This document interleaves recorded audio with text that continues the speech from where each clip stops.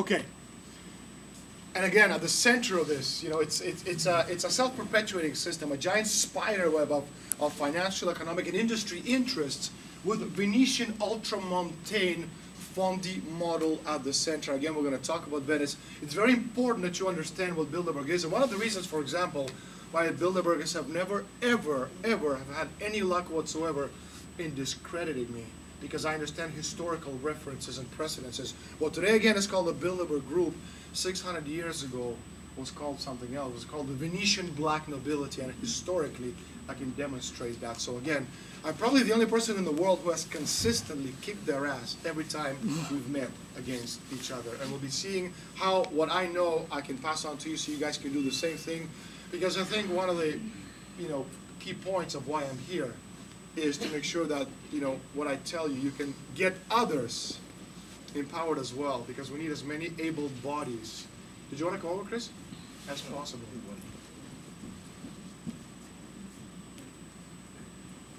As many able bodies as possible.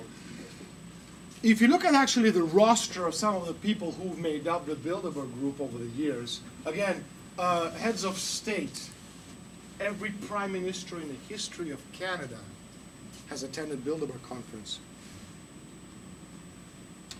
Every president and prime minister of France over the years has attended a Bilderberg conference. You're looking at organizations, international bodies, the presidents of the World Bank. Have a look at this list. They're all there. Have a look at the list of people who are Secretary General of NATO. All of them are there. Again, it just gives you the idea of how powerful this group is. Yet again, curiously enough, when these people meet, no one is prepared to talk about them. This is a curious photograph from 2001. There's John Kerry. This is Catherine Graham of the Washington Post. Kerry was there, of course, and so was John Edwards. Now, this is a seating arrangement. What they do basically is rotate. One year, the people whose last names begin with the A sit in the front row.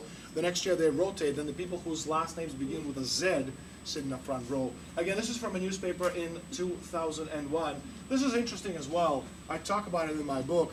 You get to speak for 1, 3, or 5 minutes. If you want to speak, the people who speak for 1 minute during the discussion items in groups, they raise 1 finger, or they raise 3 fingers, or they raise 5 fingers. The 1 minute speakers get to go first. The 5 minute speakers get to go last. None of this is done extemporaneously. It's all prepared. These people, when they meet, it's not a resort where they literally get a massage and just sit there. They work really hard during the time that they're there. Meetings begin at 7:30. They have breakfast. At 8:30, they're working till about 11 o'clock. At 11, they break for about half an hour. At 11:30, they start again till about 1:30. They have lunch from 1:30 to 2:30. They have a break. They take a nap or do whatever they do from 2:30 to 4. At 4 o'clock, they start again until 8 o'clock. At 8 o'clock, they break. They have their dinner. And by about 10:30, they're all in bed sleeping. Again, they're not there partying. They're really hard working, which is why I say again, you really got to respect these people for the amount of stuff that they do. This is curious. As I said to you before, they usually meet in tiny little towns, like, for example, how many people, well, the Portland, no. How many people you live in Eugene, Chris? 135,000. 135? Well, that's not a tiny little town. We're talking about towns of about 6, 10, 15,000 people max. And what they do, not to scare anyone off, because you see all these, vehicles with CIA agents and people with guns patrolling the area with dogs. So what they do is they just place a small little ad, a little article in a very local newspaper, tiny thing like this, for example, where you're talking about the meeting of the rich and powerful. There it is. That's all they have to say about the Bilderberg meeting in a local paper the day before the meeting. That's it. So when they actually come, people don't need to worry about, why all these people are coming. They're just saying, well, they're powerful people coming to meet just to talk. It's not important. Don't worry about it. Just go about your own business, while they're literally planning the world's domination. In 2005, Monsieur Etienne d'Avignon, who was the president of the Bilderberg Group, as a result of my books, which first were published in Spain and sold 15 editions and almost 300,000 copies, they were forced literally for the first time, something unprecedented in Bilderberg history, come out and give an interview and the BBC, where he defended the group, all right, saying that people such as myself, we're conspiracy theorists. What we do is not true, that this is not the way things are. These aren't people that I say they are. These are just people who are no longer in the positions of power, who just meet once a year in a private resort. They talk to other people who meet with them in a private resort. They get a massage, they play golf, they exchange love stories, life stories. They show photographs of their children and grandchildren. And yet, you know, bad boogeymen such as myself will come and muddy the water by giving all this nonsense to the people out there just for the sake of selling books. This is what he said. You know, he said, I don't think a global ruling class exists because I don't think a global class exists. I don't know why I said that twice. I simply think it's people who have influence, interesting to speak to other people who have influence.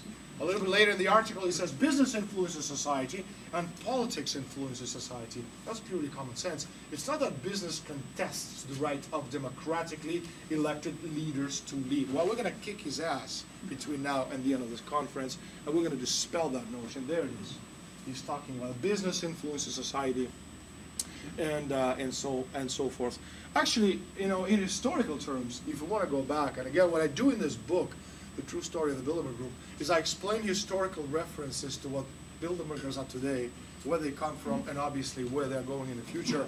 Now, Joseph Ratzinger, which is not the same as the current Pope, whose name is Ratzinger, he said in the August 1956 Bilderberg report, he said, Bilderberg may be a factory of initiative. We decided, however, that none of the new ideas and initiatives would be developed by the group, but that they should be passed on to some persons, organizations who would further develop it. In other words, these people meet in private, but they don't actually make the decisions. They pass those decisions to others behind them, which is why within the Bilderberg, it's a little bit like an onion.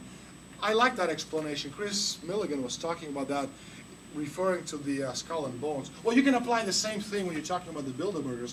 You have people who have absolutely no idea that there's an organized, structured forum behind it, and then you have 3 groups of 13 members, which is your inner circle, you know, the steering committee, who makes the relevant, necessary decisions on behalf of the rest of the group. And again, these are the people who make these decisions. We can also talk about the Observer of London, one of the most important newspapers in the United Kingdom, 1963. What they said was the following, that these people maintain that the future belongs to the technocrats. Because the rumor amongst them is that the grave questions of international affairs are too delicate to be left in the hands of diplomats. However, the clandestinity of their debates shows that they only seek one thing, effective domination over the people of the world, but by dissimulating themselves and by leaving the responsibility of government in the hands of petty politicians. Now, actually, historically, we can go back even further in time to the beginning of the 20th century. Lord Milner of the Round Table, he said the following, we must have an aristocracy, not of privilege, but of understanding and purpose, or mankind will fail. The solution does not lie in direct confrontation. We can defeat democracy because we understand the workings of the human mind, the mental hinterlands hidden behind the persons. We need, or the persona, we need constructive imagination working within the vast complex of powerful people, clever people, enterprising people, amidst whom power is diffused today to produce that self-conscious, highly selective, open-minded, devoted aristocratic culture, which seems to be the next necessary phase in the development of human affairs. Well, how do you guys feel about that?